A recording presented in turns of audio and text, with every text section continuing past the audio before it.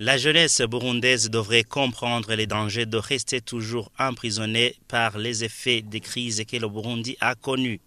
Cette même jeunesse devrait résister pour ne pas être victime de ce passé douloureux. Tels sont les propos de l'ancien président de la République du Burundi, Sylvestre Ntibantunganya, au cours d'un atelier d'information des journalistes sur le contenu de la stratégie de résilience des jeunes face aux conflits sociopolitiques au Burundi. Cet atelier a été organisé par Population Media Center, PMC en sigle, avec l'appui de UNFPA en date du 8 juin 2018 dans le cadre du projet Cohésion sociale et sécurité communautaire. La vision de Population Media Center est de contribuer au changement positif de comportement et de normes sociales. Les journalistes ont été invités à cet atelier d'information pour bénéficier beaucoup plus d'informations nécessaires sur les orientations et le contenu de la stratégie de résilience.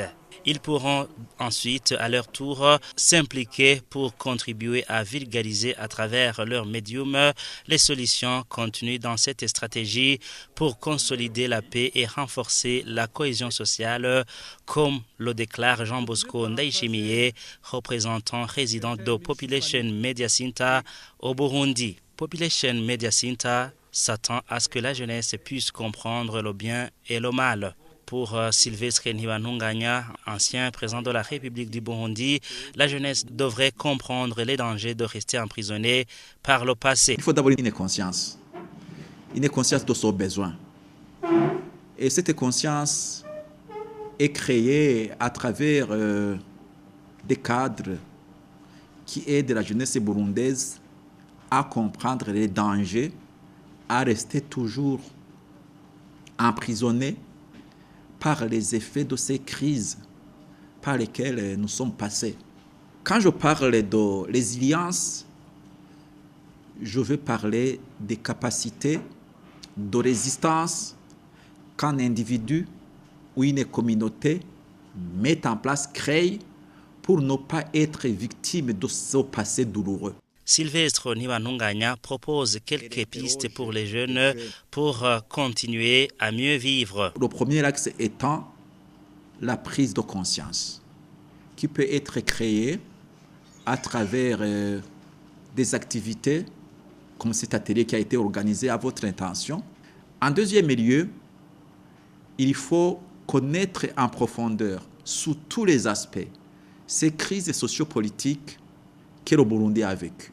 En troisième lieu, il faut parvenir à voir émerger dans ce pays une pratique, émerger et s'affirmer une pratique de se ressourcer dans notre propre culture. En quatrième lieu, il y a l'impératif de favoriser l'émergence et l'action dans le leadership de tuteurs plutôt de la résilience.